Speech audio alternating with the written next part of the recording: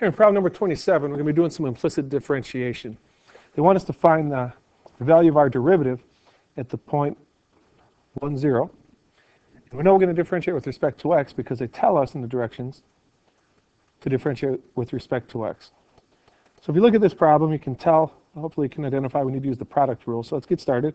The product rule is going to be the first function times the derivative of the second function plus the second function times the derivative of the first function, and that's going to equal, on the right side, the derivative of y with respect to x is going to be dy dx. Now let's fill in the blanks. Let's see, first function, sine of pi x times the derivative of the second function. Now let's see here. The derivative of cosine is the opposite of sine times the derivative of the inside, the derivative of pi y is pi dy dx. So we're using a chain rule right there. All right. Now plus the second function, cosine of pi y times the derivative of the first function. Another chain rule problem.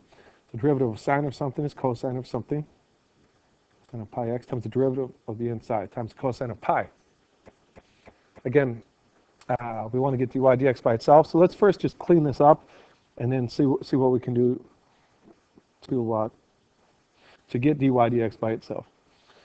We have a constant here, pi, and we have a -1, so let's pull that out in front, and we'll call this negative pi times the sine of pi x times the sine of pi y times dy dx. Okay, now in this next quantity over here, we've got a constant pi. We can pull that out in front and say it's pi times the cosine of pi y times the cosine of pi x and equal dy dx. Okay, now we clean this up a little bit. Let's do some algebra.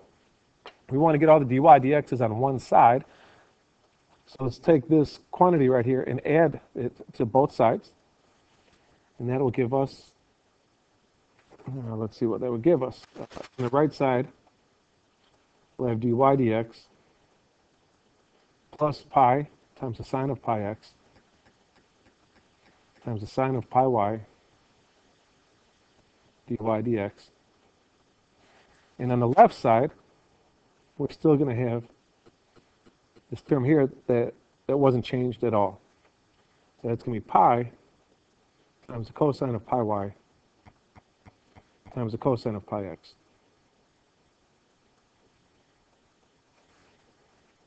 Okay.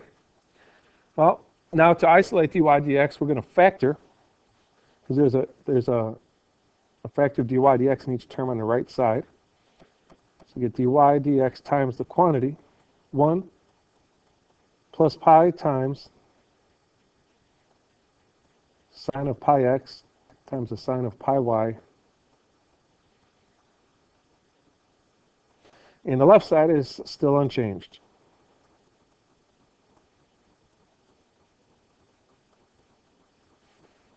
Okay, now to get dy dx by itself, we're going to divide each side by this whole big quantity over here.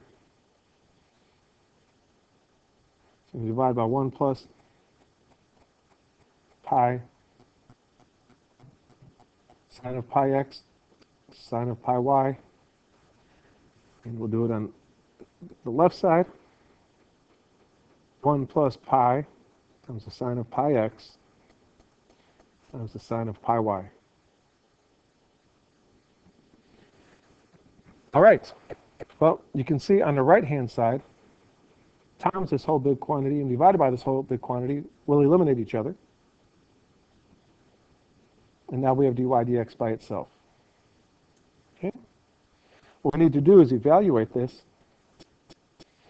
at the point when xy equals, what was that equal to? 1, 0. So x is 1, y is 0. And let's see what that would give us. That's going to give us pi times the cosine of pi times y, which is 0. Pi times 0 is 0. Times the cosine of pi times x. Well, pi times 1 is just pi.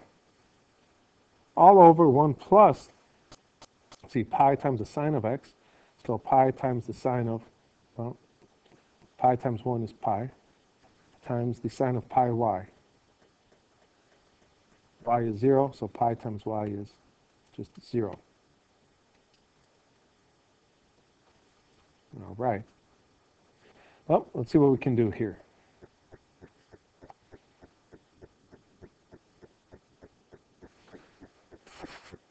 Okay, well, maybe you can visualize this mentally. Maybe you like to write it down. To evaluate these trig functions, trig values, let's think of a unit circle. 0 radians is over here, 1, 0. Pi radians is over there, at negative 1, 0. And let's go to work. Cosine of 0, well, that's really 1. So we get, what happened there?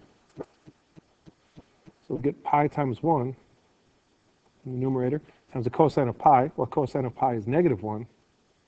Now we're looking at the x-coordinates there. And on the bottom we get 1 plus, well, the sine of pi, sine is the y value, so it's 0 times the sine of 0, which is 0.